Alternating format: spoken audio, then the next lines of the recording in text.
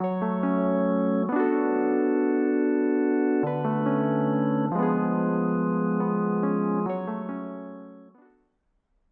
friends, I'm Dr. Pooja Kapoor, consultant pediatric neurologist, Paras Hospital Gurgaon, director and co-founder Continua Kids. So the topic of today's discussion is role of stem cell therapy in autism spectrum disorder. So the hypothesis is that children who have got autism spectrum, they are in autism spectrum disorder, they have a lot of inflammatory cells. That means they have the cells produce a lot of inflammation and they require immunomodulation. That means calming down of these or betterment of these inflammatory cells to get the functioning correct in autism spectrum. And as the property of stem cell has been studied, it has been found that these stem cells produce paracrine effect. That means they have immunomodulatory effect which produces less of inflammations, helps in calming down the inflammation, and so these has been tried in the process of as a treatment protocol in autism spectrum disorder. So this is the hypothesis. Now this has been tried in animal models and they found out they became better in their behavior, in their stereotypies. Then now the next step was to use in animals, human beings. So a lot of trials have been done, but there are a lot of lacunae in these trials, and because of these lacunae, this has not been made as a therapeutic intervention treatment protocol under the American Academy of Pediatrics or Indian Academy of Pediatrics. It is still in the stages of developmental science. It is still not proven to be cause any great effect as a treatment protocol in autism spectrum. So what are the causes why it has not been defined as a treatment protocol? Number one, the studies which have been performed, various studies which have been performed on human beings, they are not of large number. Some like 20 children, 5 children, 25 children. The number is not greatly significant to produce and say, okay, so we got the results in these many number of children. Second is, nobody knows what type of stem cells are the best. So there are different type of stem cells, like which we get it from the umbilical cord, the one which we get it from our bone marrow.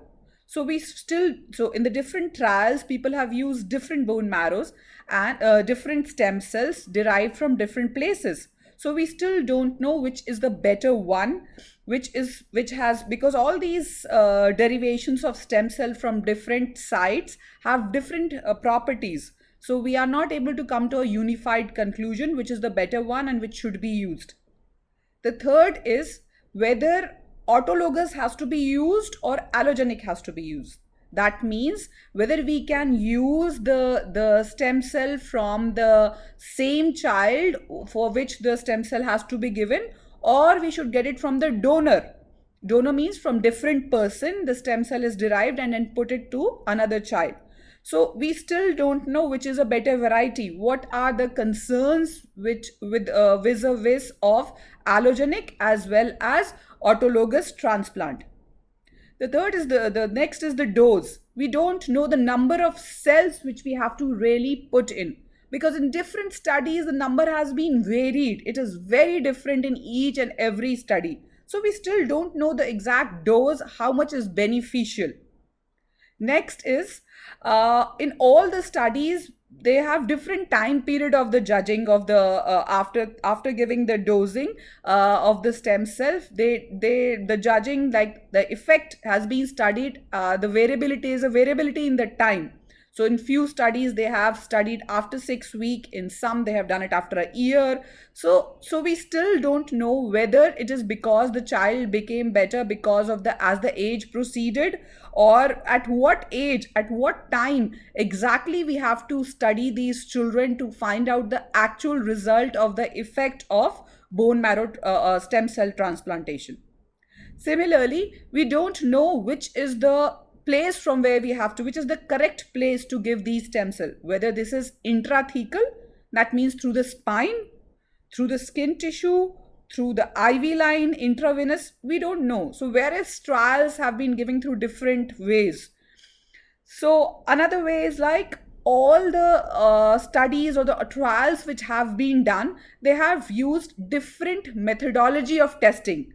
Some have used ISA, some have used different scales of finding out what is the benefit. So there's not a unified scale which have used to judge that, okay, these things have happened and in all these scales there is betterment. So there's not a unanimous decision on finding out the scoring system or how they can be judged. These children can be judged whether these is because of the stem cell, the benefit is there or not.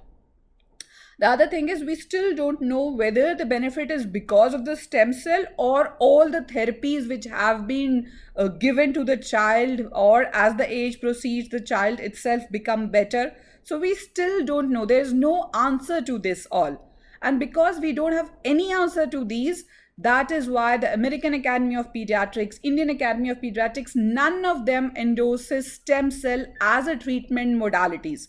So until unless we find out the answers to this, we will stick to the plan of not using unless we get good trials, good studies which unanimously say that this is the treatment protocol, we are not going to endorse it. So thank you very much. We'll meet some other time for the next development in autism spectrum disorder. Thank you for patient hearing.